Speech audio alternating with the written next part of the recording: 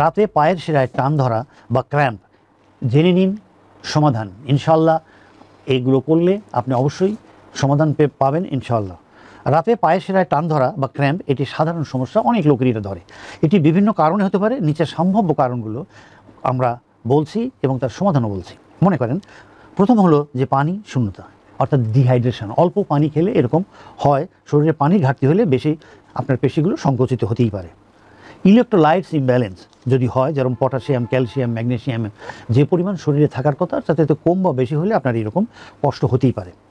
পেশির অতিরিক্ত ক্লান্তি, টায়ার্ডনেস যদি হয় তাহলে এরকম হতে পারে। দিনের বেলা অতিরিক্ত হাঁটাচলা বা শারীরিক পরিশ্রম করলে রাতের শিরায় টান ধরতে পারে। এভাবে অনেকেই বলছেন, আমাদের রুগীরা বলছেন।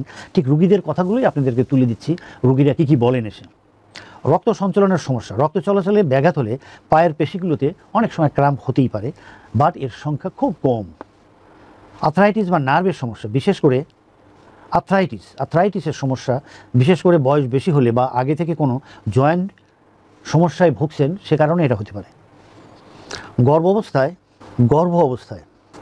অবস্থায় নারীদের বা মায়েদের মধ্যে এটি বেশি দেখা যায়। তাদের বিভিন্ন হরমোন, তাদের শরীরের অবস্থান, তাদের ওয়েট, তারপর বাচ্চা সব কিছু মিলিয়ে দেখা যায় যে মায়েরা এরকম অনেক কষ্ট বোধ করেন। গর্ভবতী মা, ওষুধের পার্শ্ব প্রতিক্রিয়া থেকে অনেক সময় হয়, বাট এটা খুব কম বললেই চলে। চলুন না দর্শক, আমরা এখন একটু জেনে নিই। তাহলে এখন আপনি যে কষ্টে ভুগছেন সেটার সমাধান। আপনি যদি পানি কম শরীরের মধ্যে থাকে তাহলে কমপক্ষে 3 থেকে 3.5 লিটার পানি খাবেন, কিন্তু অবশ্যই একজন কিডনি ডাক্তারের পরামর্শ নেবেন যে আপনি কতটুকু পানি খেতে পারেন। ইলেকট্রোলাইট সমৃদ্ধ খাবার খান, যেমন আপনার কী বলছি আমরা, আপনার পটাশিয়াম, ক্যালসিয়াম, ম্যাগনেসিয়ামের প্রবলেম হলে কলা, কমলা, নারকেলের পানি অর্থাৎ আমরা ডাব বলি, দুধ ইত্যাদি খেতে পারেন। ইলেকট্রোলাইটস ইমব্যালেন্স বজায় রাখতে, অর্থাৎ ইলেকট্রোলাইটস ব্যালেন্স বজায় রাখতে স্যালাইন বা পটাশিয়াম সমৃদ্ধ খাবার অনেক সময় সাহায্য করে। তবে মনে রাখতে হবে যেটা কম সেটা খেতে হবে চিকিৎসকের পরামর্শ।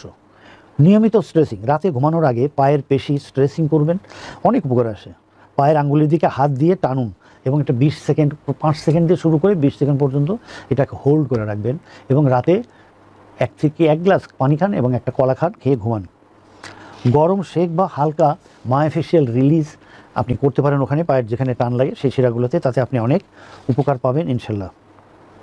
এবং পায়ের একটু যত্ন নেবেন। যত্ন নেওয়ার জন্য নিকটস্থ একজন ফিজিওথেরাপি চিকিৎসকের তত্ত্বাবধানে যত্ন নেবেন, তার পরামর্শ নেবেন, অনেক উপকার হবে ইনশাআল্লাহ।